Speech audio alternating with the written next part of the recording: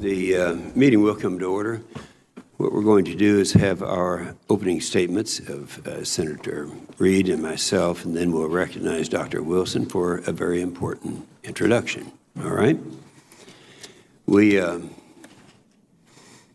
committee meets today for the nomination of General John E. Hyten to be Vice Chairman of the Joint Chiefs of Staff. We thank you for being here today. We welcome your family who is here and your friends, Dr. Hyten. It can be introduced at the time that you are recognized for your opening statement. And we have our boring 7-8 questions you have to respond to first. Have you adhered to applicable laws and regulations governing conflicts of interest? Yes, sir. Do you agree, if confirmed, to appear and testify upon request before this committee? Yes, sir. Do you agree to provide documents, including copies of electronic forms of communications, in a timely manner when requested by a duly constituted committee, or to consult with the committee regarding the basis of any good faith denial or delay in such documents? Yes, sir. Do you agree, when asked, to give your personal views, even if those differ from the administration in power? I do, sir. Will you ensure that your staff complies with deadlines established for requested communications, including questions for the record in hearings? We will, sir. Will you cooperate in providing witnesses and briefers in response to congressional requests? Yes, sir. Will those witnesses be protected from reprisal for their testimony or briefings? Yes, sir. Have you assumed any duties or undertaken any actions which would appear to resume the outcome of this confirmation process? I have not, sir.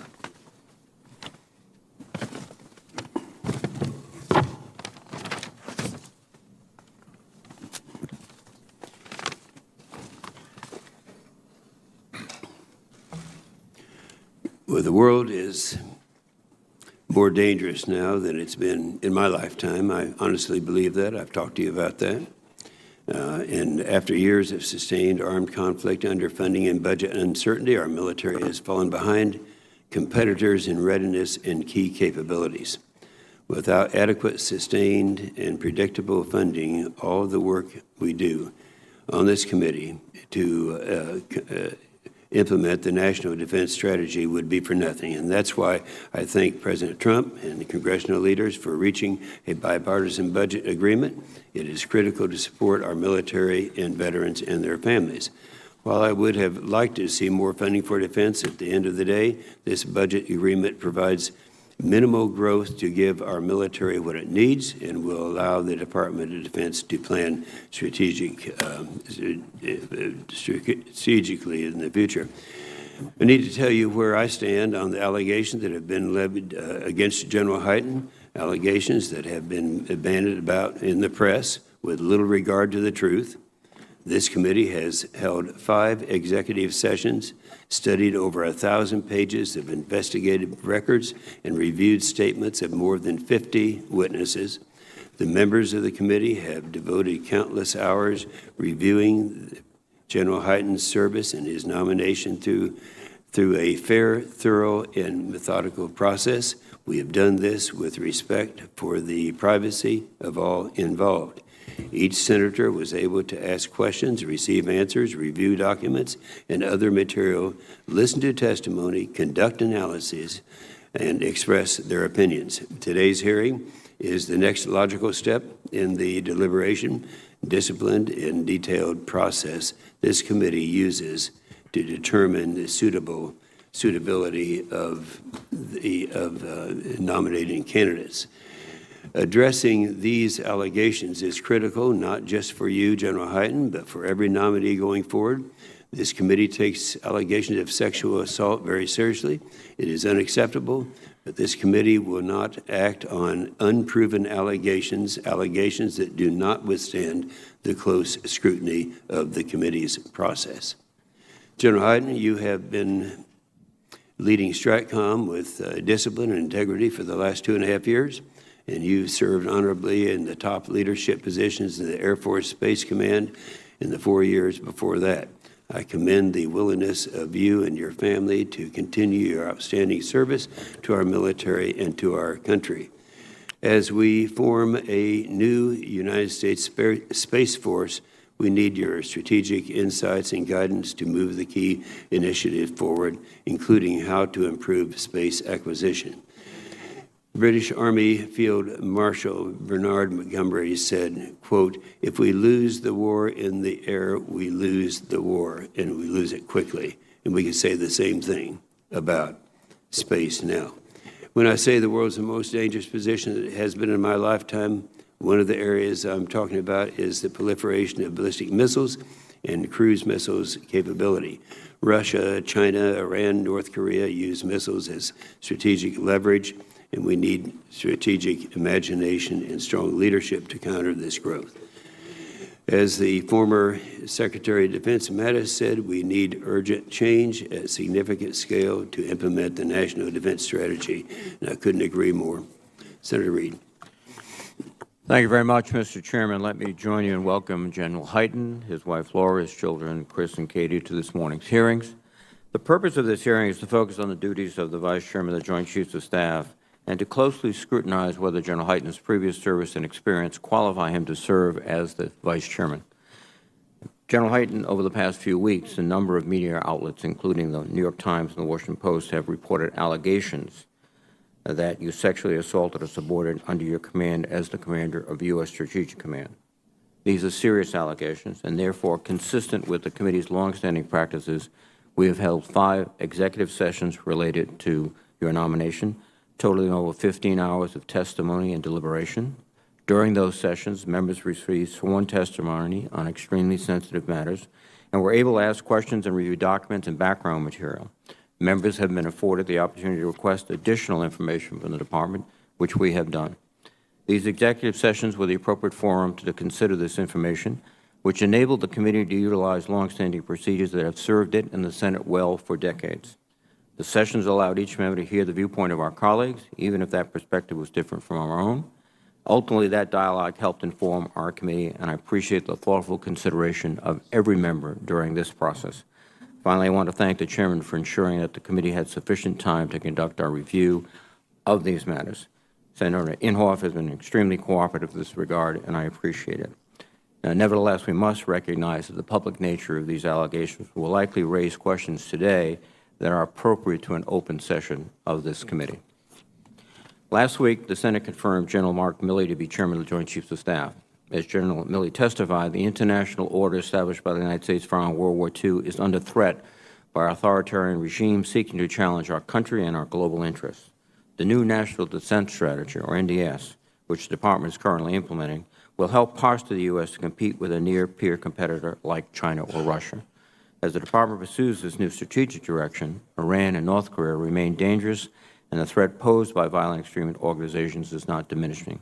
Furthermore, the Department must continue to recruit and retain high-caliber individuals while restoring readiness and pursuing new high-end capabilities for the force. General Hyten, if confirmed as the Vice Chairman, you will be working closely with General Milley to address each of these issues, and I hope you will share your views with this committee on those issues. In addition, if confirmed as the Vice Chairman, you will serve a key role in the interagency process that often requires working closely with senior policymakers within the Department and at the National Security Council on critical national security issues. In light of the strategic challenges I referenced earlier, the committee looks forward to hearing from you on the effectiveness of the current interagency process. Finally, the Vice Chairman has assigned a number of specific responsibilities within the Department. First, the Vice Chairman oversees the Joint Requirements Oversight Council, which is a critical aspect in our acquisition process. Second, as a senior member of the Nuclear Weapons Council, the Vice Chairman plays a central role in ensuring the safety of our nuclear arsenal. And finally, given your recent service as Commander of U.S. Strategic Command, if confirmed, I would expect that you would play an integral role in how the Department of Defense will address the threats posed by near-peer adversaries in space. We look forward to hearing your testimony, General Hyten, and how you prioritize these duties if you are confirmed as the Vice Chairman. Thank you, Mr. Chairman. Thank you, Senator Reid, and thank you, Dr. Wilson, for being here. Your service to our country has been exemplary. We hope you enjoy your next chapter, and you're recognized now for an introduction. Thank you, Mr. Chairman. I am here to introduce General John Hyten. the nominee to be the next Vice Chairman of the Joint Chiefs of Staff. I graduated from the Air Force Academy in the 3rd class to include women and served for 7 years as a junior officer. As a former member of the Defense Advisory Committee on Women in the Services in the 1990s, and as a former member of the House Armed Services Committee, I know well that sexual harassment and sexual assault happen in the military. It must be confronted, investigated, and punished. While I have now left the Defense Department, I was the Secretary of the Air Force and directed the investigation of allegations made against General Hyten by a former subordinate. That investigation was overseen by the Air Force Inspector General and was peer-reviewed. The task was to conduct an exhaustive investigation and to find the truth. During my time as Secretary of the Air Force, I've come before you with great success stories. And I've been here when the Air Force missed the mark. I've taken responsibility and been straight with you when we got it wrong. This investigation was thorough, and the allegations were taken seriously, and it was handled appropriately. A team of 53 investigators interviewed 63 people in 3 countries and 14 states. They reviewed over 196,000 emails and 4,000 pages of documents. They reviewed 152 travel records and portions of phone records dating back to 2015. They interviewed members of the General Staff at Strategic Command, as well as members of his staff when he was at Space Command. General Hyten is one of the most closely guarded officers in the military because he commands the nuclear deterrent. The Inspector General also interviewed his personal security team. The result is a final report of over 1,400 pages. The military does not automatically suspend people's clearances or remove them from command when there is an allegation of impropriety. If the initial facts gathered justify it, we can, and I have done so in other cases. This committee also has handled this matter with respect for the accuser and for General Hyten, with discretion and sensitivity.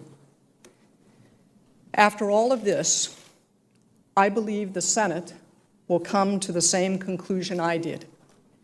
General Hyten was falsely accused, and this matter should be set aside as you consider his nomination. I accept that it is entirely possible that his accuser is a wounded soldier who believes what she is saying is true, even if it's not. That possibility makes this whole situation very sad. We all know that sexual assault is a highly charged issue, more so today than perhaps at any time in our history. Difficult in any environment, it is even more so when your decisions as senators are public, but not all of the information will be public. None of us want to appear as leaders to be breaking faith with victims of sexual assault. All of us want to encourage victims to come forward. But we have to do the right thing in this case, with these facts, maintaining the credibility of this committee and this body, aligned with the American people's deeply rooted sense of justice. I hope you will agree with me that General John Hyten is worth all of the time that you have taken to consider his nomination. He's the right leader to be the next Vice Chairman of the Joint Chiefs of Staff. There is no other active duty officer today who combines the intellect and breadth of experience of John Hyten when it comes to 3 areas of vital importance to our national security: space, cyber, and the nuclear deterrent. John has the credibility and experience of a combatant commander, yet he began his career in acquisition. He has experience setting requirements for complex weapon systems, which is a process he will lead as the vice chairman. As commander of STRATCOM, General Hyten has stewarded the development of requirements for nuclear command and control and has been a driving force behind the need to modernize the nuclear deterrent. He is an exceptionally good complement to General Milley's skills as the chairman. More than his expertise, John Hyten has a well-earned reputation for speaking truth to power. He gives frank military advice without much sugarcoating. I know that from personal experience. Like it or not, he will tell you what he thinks and what you need to know, not what you want to hear. He is passionate about the security of this country, and I encourage you to support his confirmation. Thank you, Mr. Chairman. Thank you, Dr. Wilson, very much for that excellent introduction. With that, General Hyten will recognize you for an opening statement.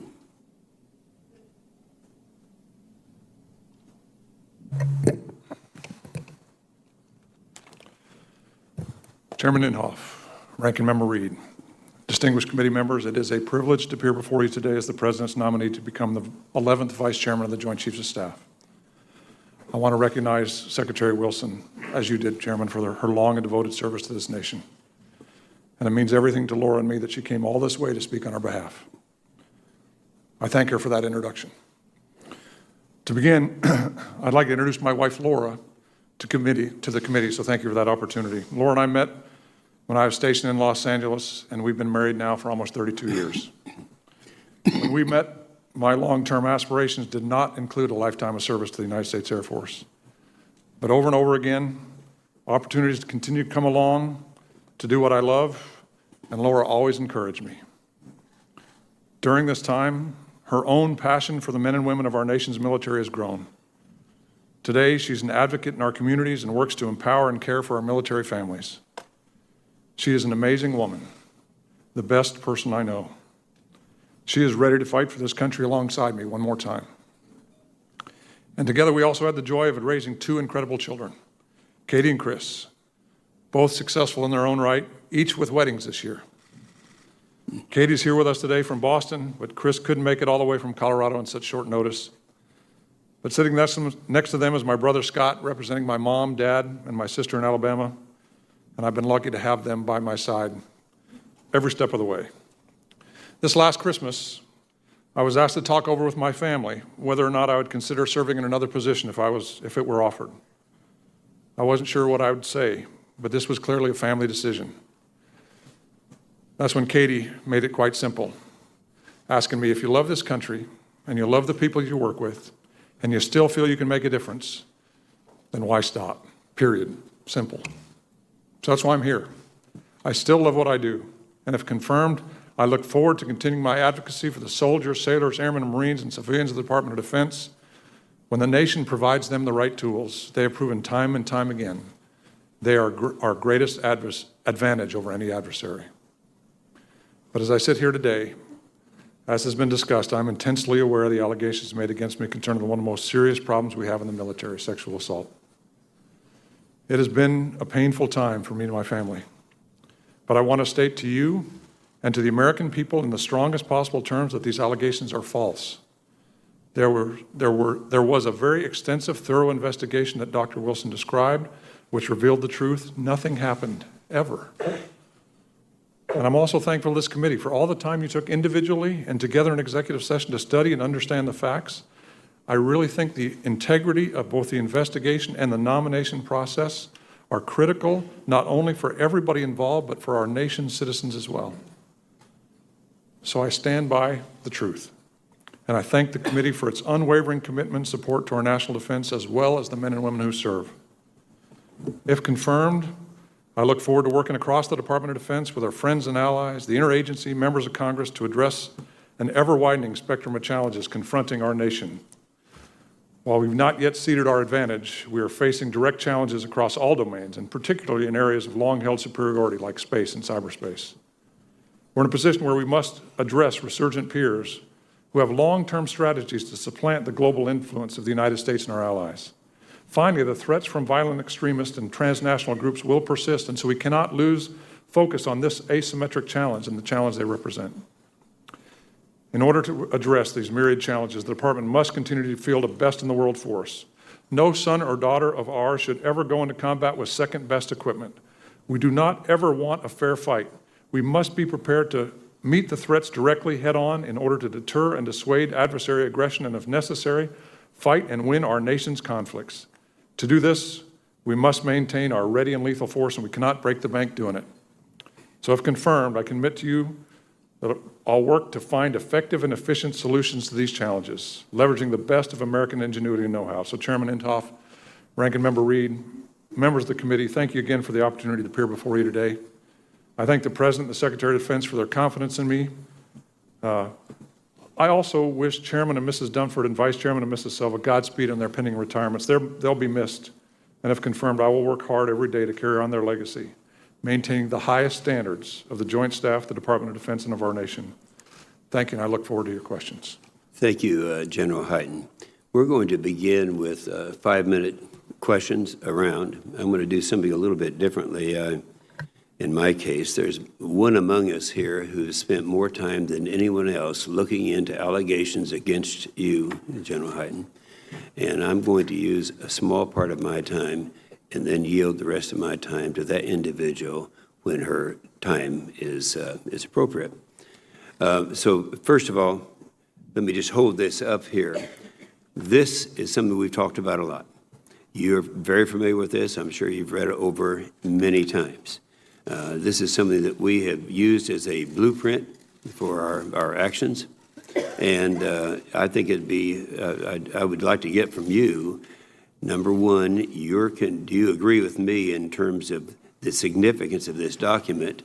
And secondly, would you agree that you would use this also as a basis of blueprint from your activities? And just to make sure, Senator, you're holding up the report of the Commission on the review of the National Defense Strategy? That's correct. Yes, sir. I've looked at that, and I think the National Defense Strategy is an important document, and I think the Commission did a great job in walking through exactly what our challenges are. Clearly, our challenges are the reemergence of Russia and China, and we have to be prepared for that, but it goes through all the other things we have to be worried about as well, emerging technologies, challenges that we have. It's a very good document, and I think you used the word blueprint, a good blueprint, and something we need to continue to follow. That's good. And I would remind you that this is put together by equal number of Democrats and Republicans, but all of whom were experts in this field. And the second thing is really, I don't need an answer for this, but I do need to make sure that we get an answer for the record. And that is, it's a little different what we're doing now. We have China and we have Russia in a situation. They actually have some things better than us. We have a gap that's out there, a credibility gap against these two countries. And for the record, I'd like to have you outline in detail where that gap is. All right? Senator, I'll be glad to do that. And with that, I'm going to yield the rest of my time to Senator McSally at the appropriate time. Senator Reed. Well, thank you very much, Mr. Chairman, and thank you, General. You stated in your opening comments that you categorically deny all of these allegations, and you have done so under oath. Is that correct? Yes, sir. Yes. There is, regardless of the outcome of our proceedings, the issues that are surrounding you now that were not surrounding you months ago. And if you are confirmed and you assume the responsibilities of the Vice Chairman, how will you deal with these issues, right, correctly or incorrectly, but they will be there? Senator, I've thought about that a lot. I've thought about that a lot with my family. My wife and I talked about that really for the last couple of months. Laura actually says it best. She says, this is the United States of America. the truth has to matter. And we believe that the truth will come out, and the truth will tell the story, and we'll be able to then continue to serve and do the things we need to continue to defend this country. So, Senator, it's been a difficult time, but we fundamentally hold to the truth. One of the aspects of this case that has involved you has been problems within your headquarters, frankly. Some have described them as toxic, et cetera, and this is in your immediate headquarters, which raises, I think, the question which a leader must address. Why weren't they identified sooner? Why weren't they corrected more, I guess, expeditiously, but also more less disruptively, might be the way to describe it? And do you think you took the appropriate both action and responsibility for what happened in your headquarters? So, Senator, as the commander, I assume responsibility for everything that happens in my command. That's the nature of command. And we had a toxic leadership problem inside the command, and I did not recognize it for a significant period of time. The Army has had that problem for a while, and they published a regulation in 2017 to help train the Army leadership to help identify toxic leaders, because the problem with toxic leaders is they look absolutely brilliant to the leadership, but it's not that way below. And so it took me a long time to understand that. When I did identify it, I acted quickly, decisively. The investigations were thorough, and we did the right thing through that entire process. As both my opening statement and the Secretary's comments indicated, that as the chairman of the JROC, the Joint Requirements Committee, you have an absolutely critical role, particularly as we find ourselves with programs that grow in cost, remarkably so, and schedule slows down. Can you give us just a small inkling of what you'd like to do to accelerate the schedule and decrease cost? Well, Senator, that's 38 years of experience I got to cram into 30 seconds. So I will just say that I've thought a lot because I've watched the JROC for a long time. And I think General Silva has moved the ball forward. I think this committee and the Congress as a whole has moved the ball forward in terms of acquisition reform, looking at the right things to do. I think what we have to do on the requirement side is always make sure we're focused on the requirements being the capability, not the widget, not the solution. In the past, the JROC has got into very, very specific system-level requirements. General Silva has worked to pull that up. I think the leadership of the department has worked to pull that up. If confirmed, I'll continue to drive that forward and make sure that the JROC looks on capabilities and what capabilities we have to have, and make sure that they're real, achievable, rational, but not specifying a solution. Thank you.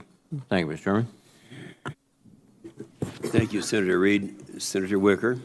Mr. Chairman, I yield my entire time to Senator McSally, and I understand that I may be recognized for 5 minutes in her place later on in the hearing. You will be recognized for 5 minutes in her place, as if we're. Thank you, sir. You are recognized, Senator McSally, for your 5 minutes plus my 4. Thank you, Mr. Chairman and Senator Wicker. When I disclosed in a hearing earlier this year that I, too, was a survivor of military sexual assault, I never saw myself in this position. As a 26-year veteran and member of this committee charged with oversight of our military and confirmation of nominees for senior military positions, I do not take the allegations made against General Hyten lightly. I take them extremely seriously, and I treated them as such. Over the past 3 weeks, I focused nearly solely on this issue in an effort to seek the truth. I am grateful that the chairman, the ranking member, and this committee took a methodical, objective approach and conducted a thorough review. As a result of the exhaustive process and extreme due diligence, I have full confidence in General Hyten's ability to be the next Vice Chairman of the Joint Chiefs of Staff. He's the right leader at the right time for this important position, and I'm confident he will continue to serve in uniform with honor, humility, and integrity. I look forward to working with General Hyten on critical national security and military issues, and I will also value his partnership, along with other military leaders, on efforts to prevent and improve the response to military sexual assault, including support to survivors and due process for the accused. I have and always will support these serious issues being worked out through thorough and due process, and not in the court of public opinion, where all the information, evidence, and testimony are not fully known. I am confident in the outcome.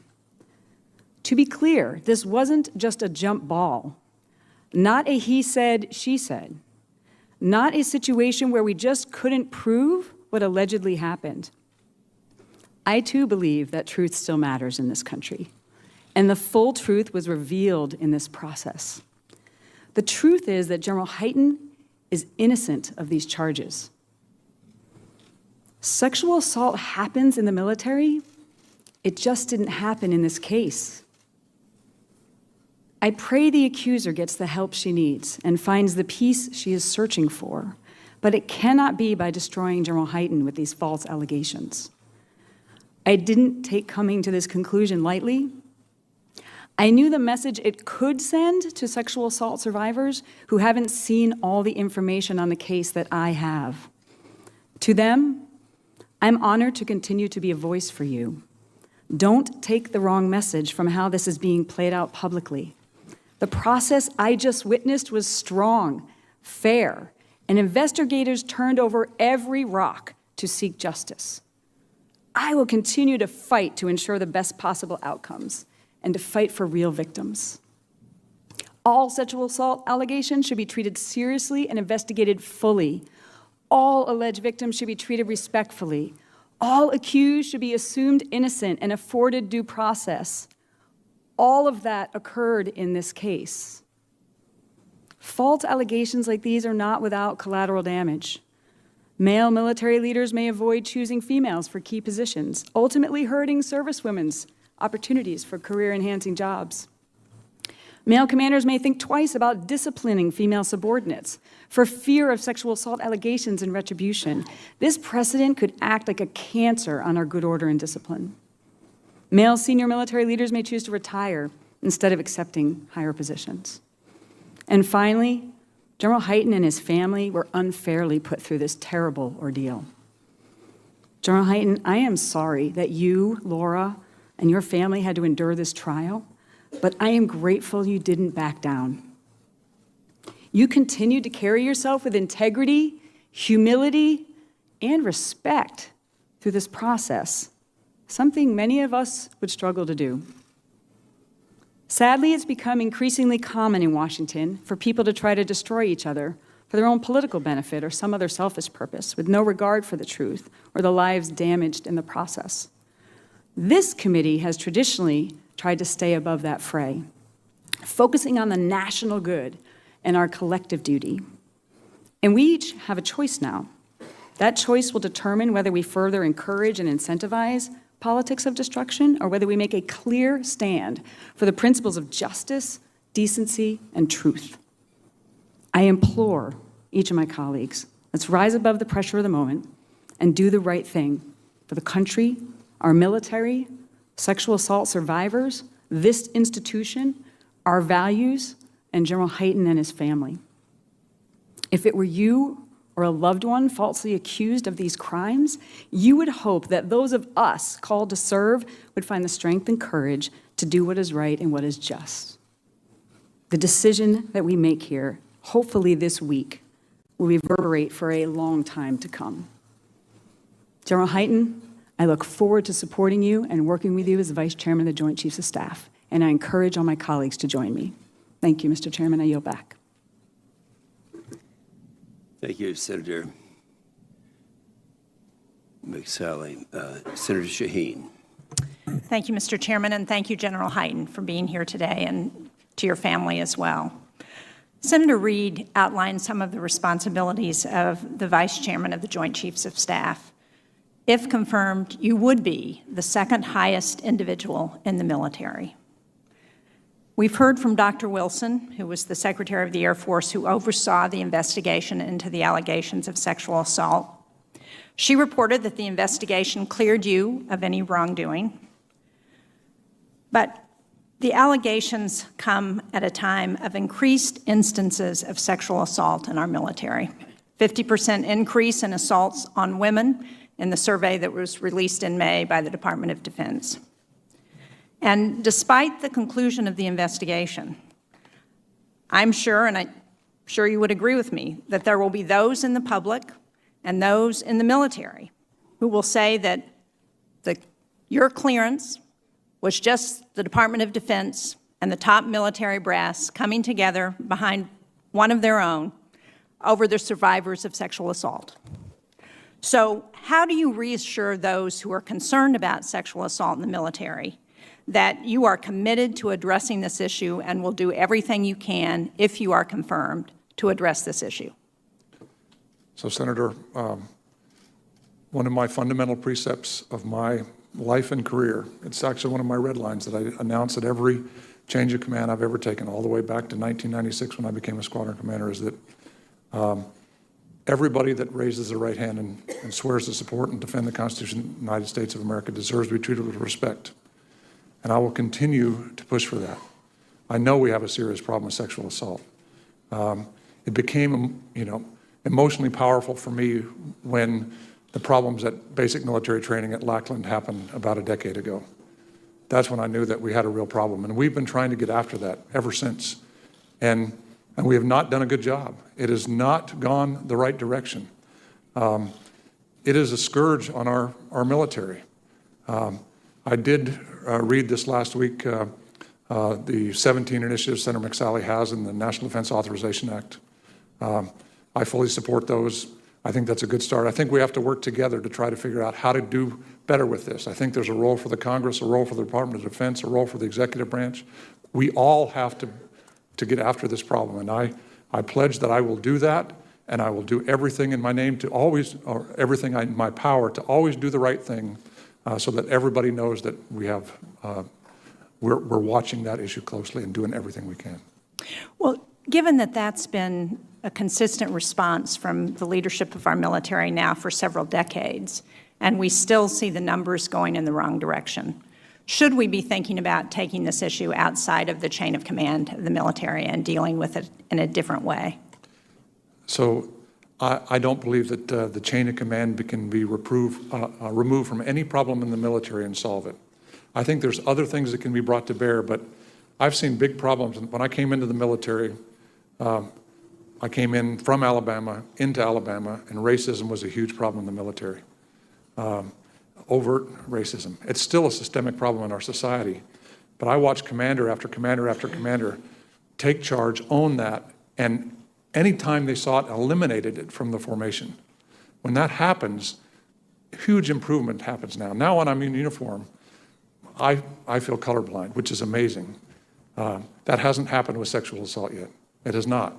But the chain of command has to be involved for this problem to be fixed. Every commander has to embrace it. If they do, with support from the Congress, support from law, support from all those kind of pieces, we can get after this. But we have to do it together. Well, clearly we need to do a much better job of holding people accountable. Yes, sir. Yes, ma'am. I want to switch topics to Afghanistan, because recent reports have indicated that the Taliban and the U.S. have agreed to a roadmap for peace, and the statement calls for an end to civilian casualties and the protection of women's rights within an Islamic framework. And yet, when I visited Afghanistan in April, I met with Afghan women who were very concerned about being left out. So what do you think we should be doing to ensure that any peace in Afghanistan continues to provide the human rights that all Afghans were guaranteed under the Constitution that was adopted after the fall of the Taliban? So, Senator, I haven't been in Afghanistan since I was deployed in 2006, so I'm not as current as I I will be if I'm confirmed as vice chairman, but I certainly have watched that issue. I read the news of the meeting on 9 July. I read all the things that you talked about. The one thing I know is that the military right now is in a very important position of establishing the conditions for a diplomatic solution between the Taliban and the government of Afghanistan. That has to be the solution. And I think we have to continue to support the process and understand and make sure that terrorism does not raise its head again, where in Afghanistan our country could be attacked again. So those are the things we have to balance as we go through. But I think we can, but we're clearly now supporting the diplomatic process and trying to encourage a proper solution that will take care of all the rights you discussed. Thank you. Thank you, Senator Sheen. Senator Fisher. Thank you, Mr. Chairman. Good morning, General Hyten. Good to see you. Welcome to your wife, Laura, your daughter, Katie, and your family that's here with you today. Thank you. I think that you are especially well qualified for this role. And your experience as STRATCOM commander for the last 3 years will be particularly valuable, since the vice chair of the Joint Chiefs sits on the Nuclear Weapons Council and usually functions as the Joint Staff's senior subject matter expert on nuclear deterrence. You and I have spoken a lot about low-yield submarine launch warhead on several occasions. And as we prepare for the NDAA conference with the House, I think it's important that we revisit this issue, since a number of what I say are misleading arguments have been put out there. First, do you believe deploying the warhead or any of the potential employment scenarios would put our submarines at greater risk? I do not, ma'am. Second, do you believe our current arsenal of low yield is sufficient and this additional capability is not needed? I strongly believe the capability is needed, in particular to deter Russia. And third, can you give us a sense of the importance you attach to this program?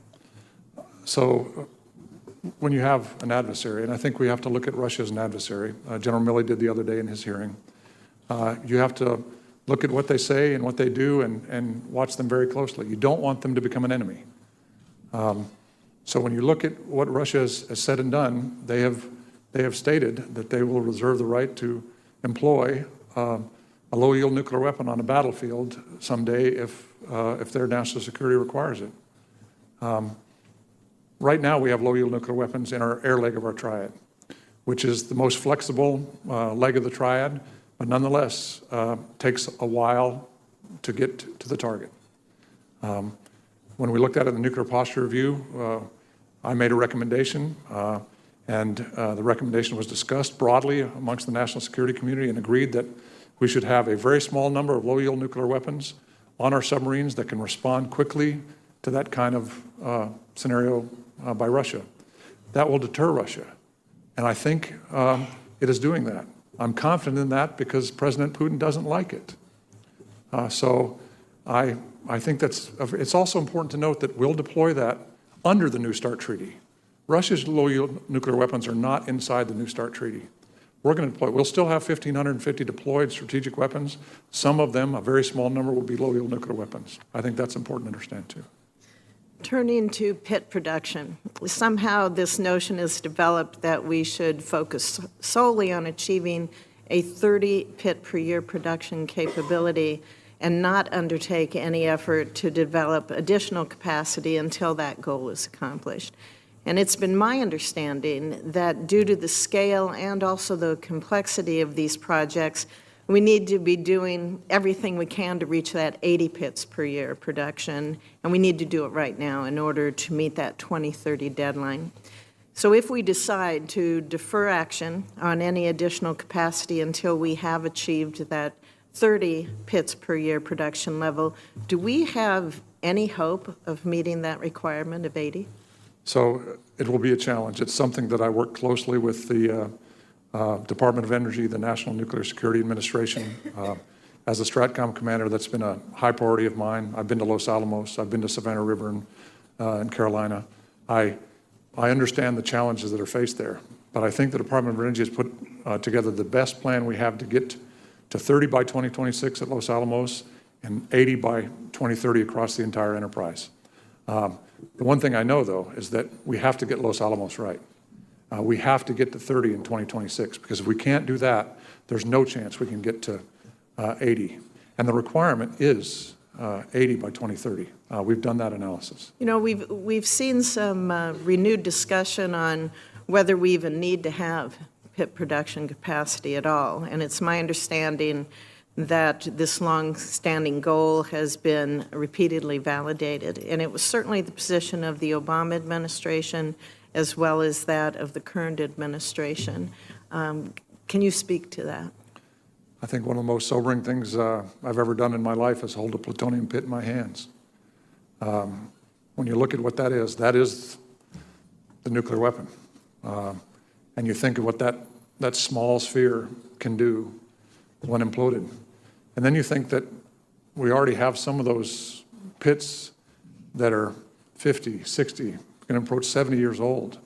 And we don't know exactly what's going to happen. Now, we watch that closely. I look at it every year. I have to certify it. But when we look at those numbers, I don't want to get to the point where we're counting on 100-year-old plutonium pits as the backbone of our. That's why we've gone through that detailed analysis. Says we have to get to 30 by 2026. We have to get by 80 by 2030. Critically important for our security as a nation. Thank you, sir. Thank you, Mr. Senator Chair. Fisher. Senator Hirono. Thank you, Mr. Chairman. As part of my responsibility as a member of this committee and to ensure the fitness of nominees, I ask all nominees the following two initial questions. First, since you became a legal adult, have you ever made unwanted requests for sexual favors or committed any verbal or physical harassment or assault of a sexual nature? I have not, Senator. Second question, have you ever faced discipline or entered into a settlement related to this kind of conduct? I have not faced any discipline or entered into any settlement on this kind of contact. We've discussed the issue that I faced the last 4 months here today. So General Hyten, although your answers to my standard questions are no, you have been accused of serious sexual misconduct, and you have given your reactions already this morning. And for me, this has been, as for so many of us, I would say everyone on this committee, a very difficult process. The allegations against you are serious, and while we have not been presented with any corroborating evidence, the lack of it does not necessarily mean that the accusations are untrue. Women are assaulted all the time and don't tell anyone. Men assault women all the time and don't leave behind any evidence. Of course, you have denied the allegations, and between the military and this committee, it appears that some very rigorous investigation has been done. And women do sometimes make false accusations, although I'd say it is rare. Each of us has to weigh all of the evidence and testimony and make our own judgment about whether or not you should get this promotion. So in light of all of this, is there anything else you'd like to tell us that could help us make this decision regarding you? I think, Senator, that the executive sessions or the executive sessions you had with me last week is a very important piece to continue to look at. I stand by my testimony in the executive session. Much of which was very difficult to talk about, but I spoke openly, candidly, and I shared all the information that's applicable to this case. I would encourage the committee, if you have questions, to go back and look at that, to look at the evidence that is there, to look at the information I provided to the committee, and make your judgment based on the evidence that you see. The fear that men in command or men in positions of authority will be subjected to false accusations because of the fear that women spend time basically sitting around accusing men falsely is a dangerous view in my opinion, because the fact is women who are sexually assaulted more often do not report. Now, you testified this morning that it took you a significant amount of time to recognize that there was a toxic leadership issue in your command. Why did it take you so long to recognize this with regard to the lieutenant? To be clear, I take full responsibility for everything in my command. But the nature of a toxic leader is that they are brilliant to the boss. They absolutely are. That's how many toxic leaders have made it all the way to the general officer ranks and the flag officer ranks, because the bosses don't see those kind of things. You have to have people that come to you. And when people started coming to me, because she was so brilliant in her work, I thought that there was an issue with rough edges around an Army officer. We talked about that. Rough issues about language, we talked about that. But it took me to do an actual inquiry, not into that specific behavior, but into the entire climate of my headquarters before I actually saw the evidence that there was toxic leader there. And Well, once I saw that, I took quick action. General, when you indicated that it took you a significant amount of time to recognize that there was a toxic leadership situation, it sounds as though that you had gotten some indications that there were concerns, and so it's not as though everyone came to you and said, this person is a toxic leader. So would you say that perhaps you had a blind spot with regard to the colonel because you considered her brilliant and you kept giving her good reviews even during the course of the investigation, her 15-6 process? So I had a small number of people come to me, and people that I trust, and I talked about those in detail in the executive session, so I won't share their names and what they told me in the open hearing. But I think that, again, toxic leadership is a very difficult thing to identify. And once I did identify it, I moved quickly in order to deal with that. But it still took me a while to do that. I do not deny that. General, you've been asked questions regarding the scourge, and you yourself used the word scourge, I believe, of sexual trauma in the military. And most of the time, everyone who comes before us says they'll do something about it. I would be very interested to know what specifically would you do to really end the scourge of sexual assault, both in the military as well as in our service academies. Do you have something specific that you would do? Well, if I'm confirmed as the vice chairman, that's something I'll have to look at very closely. We've only had a small number of those incidents in Stratcom since the time I've been there. 2 issues of sexual harassment. We dealt with those quickly. I talk about those up front. I published my policies on how to do with that, but clearly that hasn't been sufficient. So I'm going to have to get with people that know more about this than I do. I think that's actually one of the challenges, is that I've had experiences with people close to me that have been victims, and they're, I mean, it's just a horrible, horrible thing.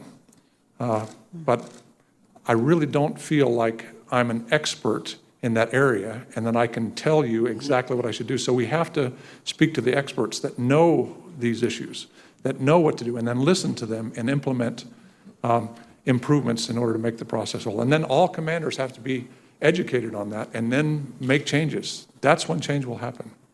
Thank you, Senator Thank you, Roanoke. Mr. Chairman. Senator Cotton. General Hyten, thank you for your appearance today. I would associate myself with the comments about the threats we face that Senator Inhofe said, or our nuclear deterrent forces of Senator Fisher. But I think we all know this hearing would not be nearly so widely covered. In fact, it would have happened weeks ago, and you'd already be confirmed if it wasn't for the nature of the allegations against you. So on those, I want to associate myself with Secretary Wilson, former Secretary Wilson, who has resigned from the administration and returned to the Academy, who is under no compunction to appear here today, and Senator McSally, who recognized that sexual assault and sexual harassment, sexual misconduct of any kind have no place in our military. But the facts do matter, and we should judge every case on its facts. This committee has spent dozens of hours, weeks really, reviewing your case. And as Senator Hirono said, there has been no corroborating evidence of the allegations against you. As Secretary Wilson said, you have been falsely accused. So I just want to touch on a few of these details that I know are in your personal knowledge. As the commander of Strategic Command, you are in the nuclear chain of command, correct? Yes, Senator, I am. If Russia decided to go for the jugular and launch an all-out nuclear strike on the United States, how long from the time you warned the President of the United States of that strike to his decision to launch or lose our missiles would the President have? In the worst case, it's a small number of minutes. In most cases, though, the President has a significant period of time. However, because the worst case is only a small number of minutes, we have to be connected all the time. Minutes, not hours, to be sure. Minutes. So at no time can you be off the grid. I cannot be off the grid. In fact, I bet that you are prepared at this very moment in this hearing to step out to advise the President on just such a contingency. Is that right? If something happened, my communications team is right there with the communications I have to have, and I would step out and get on the phone. So you are guarded and attended to by your security detail and communications detail 24 hours a day? Unless I'm on leave. In which case you have signed that authority over to another person? I delegate that authority. It's called the Vol 4 authority to my deputy commander. As Secretary Wilson said, your details were interviewed in the process of this investigation. Are you aware of them giving any corroborating testimony to your accuser's allegations? No, I read all their testimony. I only got a copy of the investigation a week ago, so I've only had a chance to go through it once.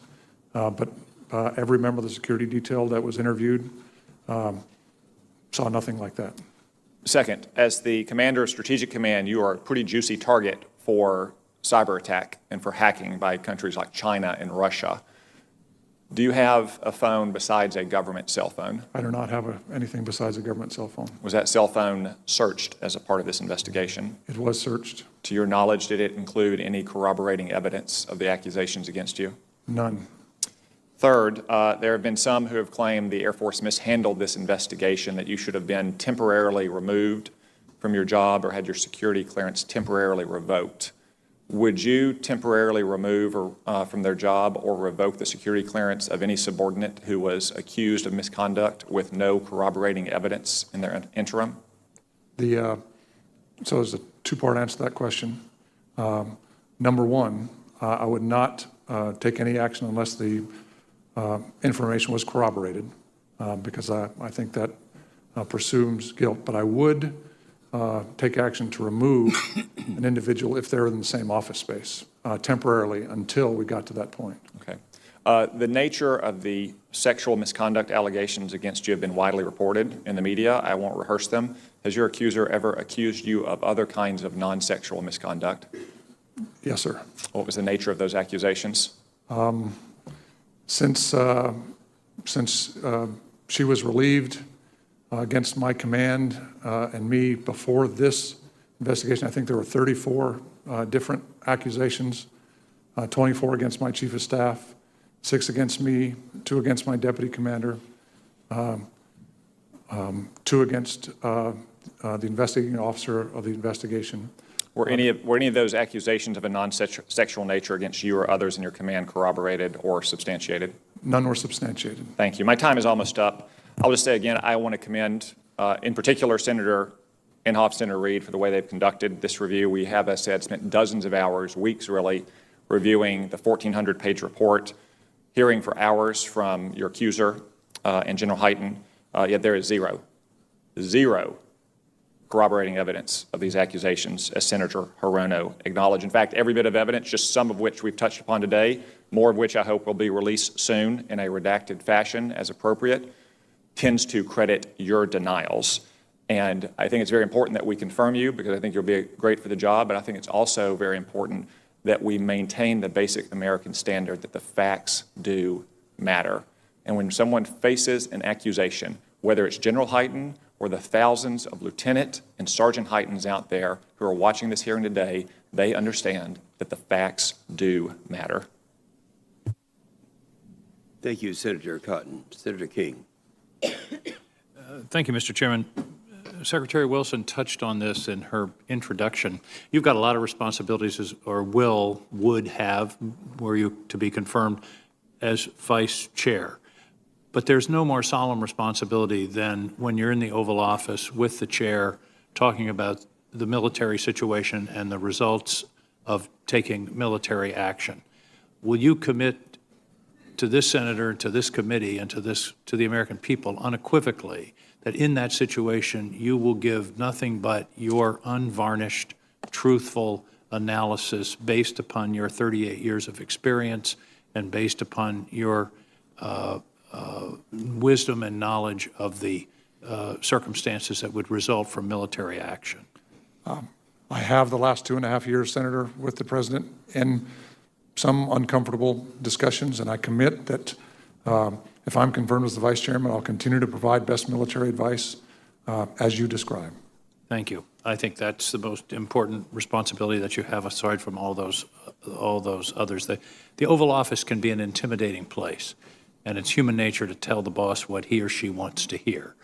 But your willingness to tell the truth under whatever the circumstances are is at the heart of your responsibility to this president and to this country. Completely different topic. Do you believe that it would be in the national interest of the United States to accede to the UN Law of the Sea Treaty? I'm not a legal expert on the Law of the Sea Treaty, so I don't know the pros and cons center of the benefits of that. I do know that the Law of the Sea is an appropriate standard that nations look at, and including the United States, when they consider freedom of navigation, when they consider borders, when they consider all those kind of pieces. But I don't have enough legal knowledge to talk about the issue about that treaty. I've not looked at that, Senator. Thank you. How do you define the national security interests of the United States in the Arctic, which is one of the most strategic areas in the world? I think the national security interests of the Arctic have always been critical to North America. I've been a member of NORAD, the North American Aerospace Defense Command. I've watched General Shaughnessy talk about it this year in particular, and I think he talks about it very well as the commander of NORTHCOM and NORAD.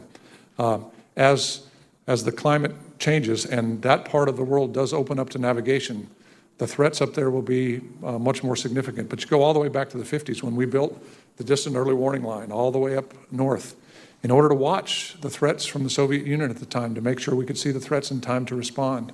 That has always been a critical piece. It's going to become more critical, though, as the sea lanes open up. I agree. I have friends in Maine who say, why are we paying all this money to upgrade the nuclear forces? We have missiles, we have bombs, we have airplanes, we have submarines. Why are we spending money to talk about upgrading them? Give me the argument to take home. So in 2029, it's going to become very, very difficult to maintain the Minuteman force in its current configuration, just because of the nature of rockets. And I won't go into the details there. You mean just because of their age? Just because of their age. The same is going to happen with the B-2 because of the stealth characteristics of the B-2. It's going to have to be replaced. It's interesting because at a certain date in the future, and I won't go into that here, the Ohio-class submarine that we currently operate will not be able to go into the water anymore. And therefore, we have to have a new submarine to replace that. But what's behind all of that? Why do we need all those things? Because we have adversaries who are building a triad to challenge us. And in order for us to effectively deter them, because remember, the primary use of our nuclear arsenal is to prevent the use from nuclear weapons on the United States of America. Exactly. The purpose of having the weapons is to never use them. Isn't that correct? It is, and it's a dichotomy. It's also have to be ready to use them, and we have to have ready forces, and our adversaries have to know that. Because if they're not ready, if they're not capable, then they're not an effective deterrent. They're not an effective deterrent. That's exactly right. Thank you. Thank you, Mr. Chairman. Thank you, Senator King. Senator Rounds. Thank you, Mr. Chairman. General Hyten, first I want to thank you and your family for 38 years of service to this nation. I know that the events of the last few months have been hard on you and on your family, but I also am certain that you understand the reason why you need to move forward. I just want to say, first of all, thank you to Chairman Inhofe and Ranking Member Reed for conducting a very thorough and a very fair inquiry. And I've appreciated the hours which a lot of the members of this committee have put in, and I appreciated your testimony as well before us in executive session. I'd like to focus right now on some issues that I think we don't talk enough about, and that is with regard to the readiness of the armed forces today and what needs to be done about it. I'm just going to describe a couple of issues that I'm aware of that I think have to be resolved in the near future. Let me just give some examples. We have B-1B bombers. This is the workhorse of the Air Force today. Right now, of all of our B-1 bombers, we have 6 of them that are fully mission capable. 5 split between Ellsworth Air Force Base and Dyess Air Force Base. 1 is a test aircraft. 15 B-1s are in depot. The remaining 39 of 44 B1s at Ellsworth and at Dyess are down for a variety of discrepancies and inspections. That's the workhorse of the Air Force. When it comes to the Navy, we have FA-18s, which at one point only 40% of them were mission capable. 60% were not. We've moved up from that. We're perhaps closing in on the 60% range now. We're making progress, but certainly sequestration was devastating. Within the Navy itself, just on nuclear attack submarines, the USS Boise is an example of what happens when you don't have the resources or the capabilities. The Boise, a USS attack submarine, a nuclear-powered submarine paid for by taxpayers, was at dry dock, or it was at dock, not even in dry dock for a period of years. It will have been at dry dock or at dock, not even capable of submerging for 6 years. 3 other nuclear attack submarines we find in exactly the same predicament. It means that our depots simply are not ready for them. When it comes to the F-15s, we've had F-15 that have been held down because they haven't met structural requirements. We've got F-22s right now that are the premier fighter aircraft in the world today, and yet their age is showing. Time and again, it's not just been sequestration, but it's a matter of depot and the capability to put equipment into depot and get it out in a timely fashion. We're going to look at this year, our committee is recommending, or at least we're prepared to vote on, a $738 billion defense budget. I'd like you to just if you could, in 2 different areas. Number one, what do we got to do to get the depot systems so that they actually work the way they're supposed to? And second of all, can you imagine a scenario in which we could do any justice at all to these men and women who wear the uniform and need absolutely good equipment if we end up with a $576 billion defense budget rather than a $738 billion defense budget as required by sequestration if we're not able to move the existing defense proposal forward found in the BBA this year? So actually, I think the big answer to your question, Senator, is the same for both questions, and that is stable funding. When you look at the challenges with the depot, and you look at our readiness problems, many of the readiness problems date back to the first year of sequestration. And that's when we impacted readiness across the board. That combined with continuous at-war capabilities for the last 18 years, you put those things together and it puts a huge stress on the force. So having stable funding is critical. That's why when I saw the agreement on the $738 billion in the Bipartisan Budget Act, because my biggest fear was a return to continuing registration or sequestration or a long-term continuing resolution. Both those scared me, first from a readiness perspective, certainly from a modernization, but readiness, because we're just now starting to come out. You raised the B-1 issues. That is in my portfolio. My air component watches that close. We took a hard look at that after the problem with the Fitzgerald and the John S. McCain in the Pacific to see if across our force we saw anything. We saw issues in the B-1 because we were just beating the heck out of them, deploying them. And so we had to pull back a little bit and get after fixing those issues. And the depots can do that if they have stable funding. So this is a critical issue, Senator, and I appreciate you raising it. Thank you, General. Thank you, Mr. Chairman. Thank you, Senator Round. Senator Heinrich. General Hyten, as you know, I'm concerned about the risk that NSA is taking by splitting the production of plutonium pits between Los Alamos and the MOX facility, the mixed oxide fuel facility in South Carolina.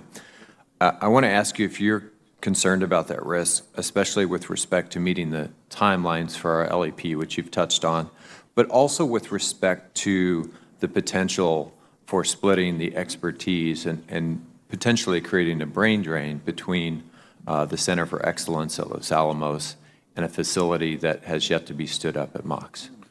So one of the things that Administrator Lisa Gordon-Haggerty and I have discussed is that it's the STRATCOM position, my position, that we can't split the expertise from Los Alamos. We have to focus on Los Alamos, get to 30 at Los Alamos. When you looked at the long-term plan, however, it was going to be difficult at Los Alamos to get to 80. It would still be difficult to get to 80 at Los Alamos. But the key to everything is getting to 30. And what we can't do in order to get to 30 is pull people out of Los Alamos and send them to Savannah River in order to build up that capability. We can't do that. And so as a STRATCOM commander, I've had my staff continually go out there, and I'm sure that bugs the DOE folks a little bit, but I just want to make sure we're watching that and understand what that is. I think I have a great relationship with the administrator, a great relationship with the Secretary of Energy. We're not going to make that mistake, and we're going to watch it closely. So if I'm confirmed as the Vice Chairman, I'll still get to watch it from the Nuclear Weapons Council perspective. I appreciate your bugging. I think that's my concern exactly, and I appreciate your focus on that. We've had some conversations in the past about the modernization of our space assets, and in particular on the importance of preserving our successful investments, the things that are working well, and not reinventing the wheel as we stand up new capabilities. So as you well know, the Space Rapid Capabilities Office, Space Vehicles Directorate, Advanced System Directorate all play a critical role in researching and developing our nation's space systems. I just want to ask you if I have your commitment that you will push for the full utilization of those existing assets, even as we modernize our overall space capabilities. I commit to that, Senator. They're an important piece of the answer. One of the things I was pleased with this year is the growing interest and investment in hypersonic R&D. Over the last several months, the Pentagon actually requested a transfer of $50 million to cover the cost of the design and development of a prototype mobile launcher for a long-range hypersonic weapon.